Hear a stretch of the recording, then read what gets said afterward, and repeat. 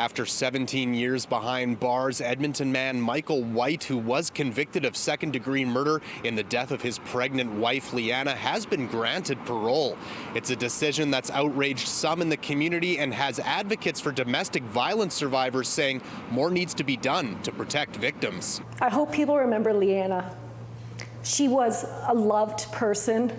She was murdered when she was 4 months pregnant. She had a daughter. She had a life. She had a family. Catherine O'Neill was a journalist who reported on the case as it unfolded in 2005. Michael White had first told police his wife Leanna was missing, but there were questions after Michael White was caught by investigators disposing of evidence. He had appeared on multiple media reports pleading for public help in finding his wife and wanting her return, but it was all a lie. White eventually leading homicide detectives to where he dumped Leanna's body. Leanna, just hold tight.